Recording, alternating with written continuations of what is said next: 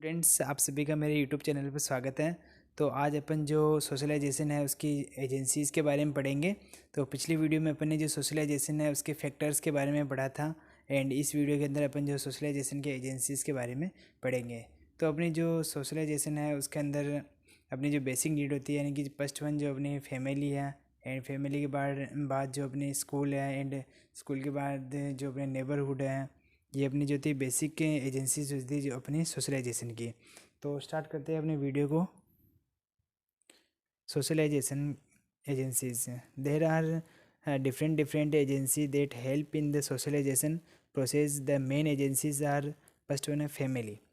Family is the first and most important agency of the socialization process. Mother is the first teacher of every child in the family. The child take experience and the learning process is better by the family or the socialization process. All families members are responsible.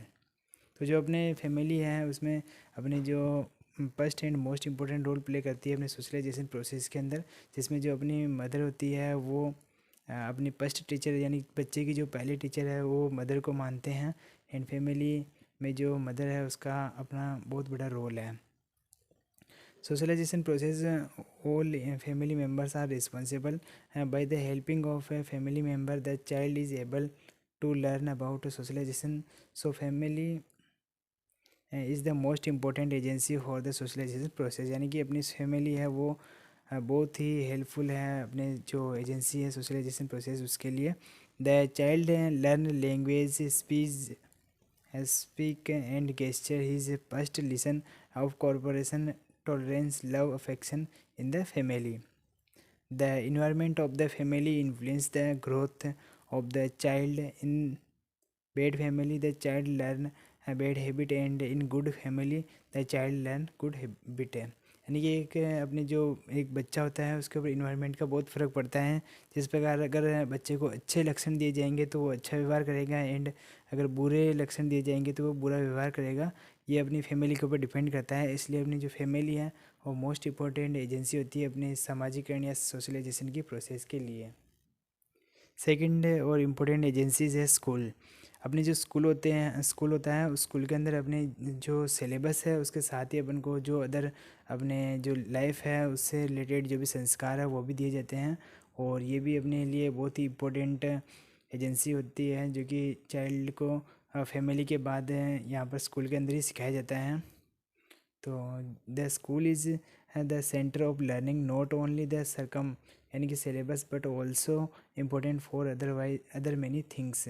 In this agency the child come in contact with large number of the other childrens of same age group, teachers, junior, senior, etcetera.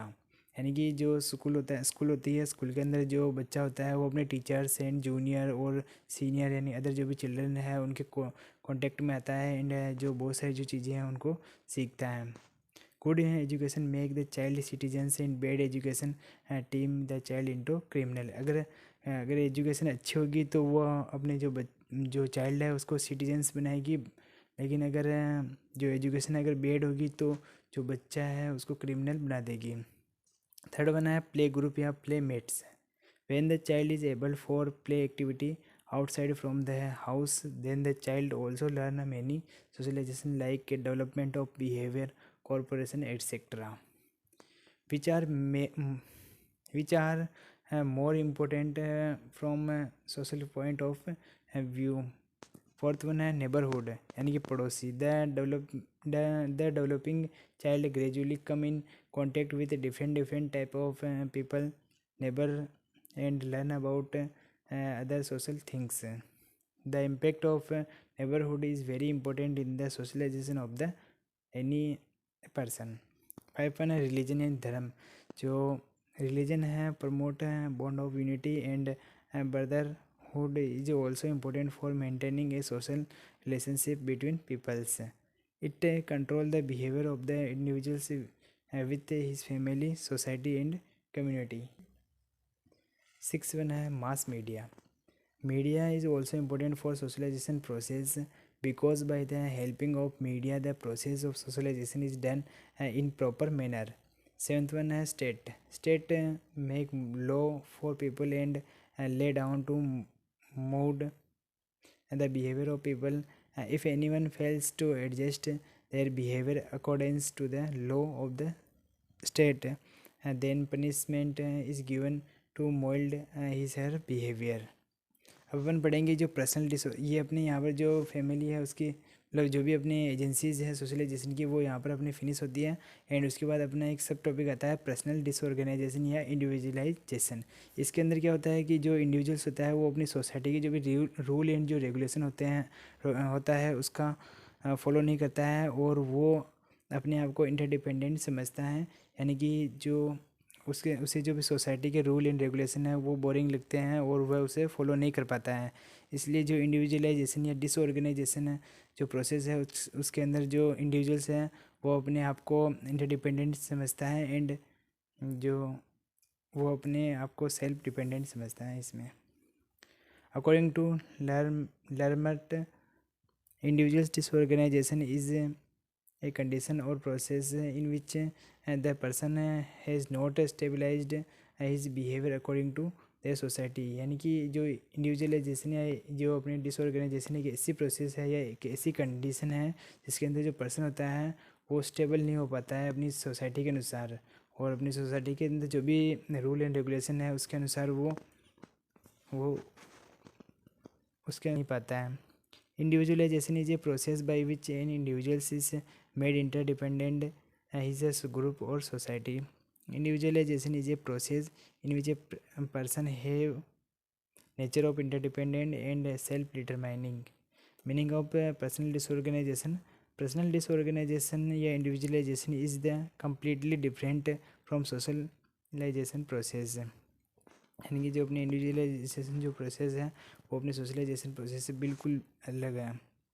Personal disorganisation represent the behaviour of individual which deviates from the social norms and social rule regulation.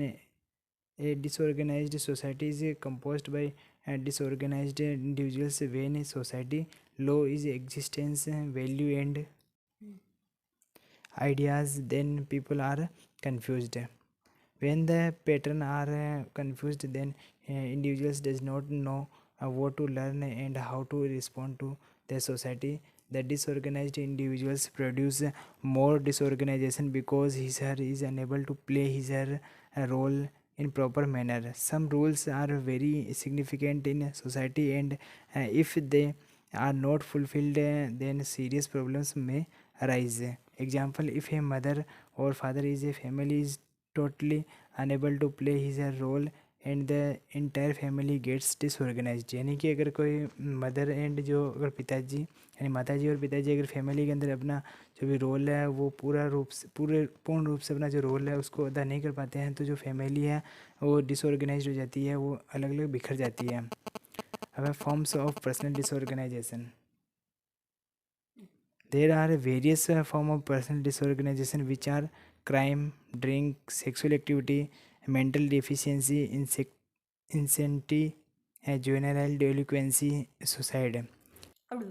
Characteristics of individualization, personal disorganization.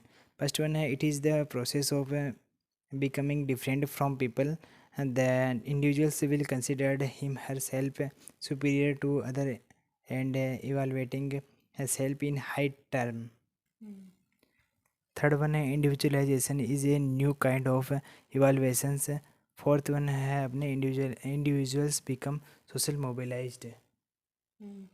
तो अपना यहाँ पर अपना जो chapter है individuals in society जो होता है यहाँ पर फिनिश होता है और ये जो अपने नोट्स है यहाँ पर कंप्लीट होते हैं. तो आप अपने जो नोट्स है उनको अच्छी तरीके से कंप्लीट कर लीजिए. थैंक यू, धन्यवाद. अगर वीडियो अच्छा लगा हो तो लाइक एंड सब्सक्राइब करें.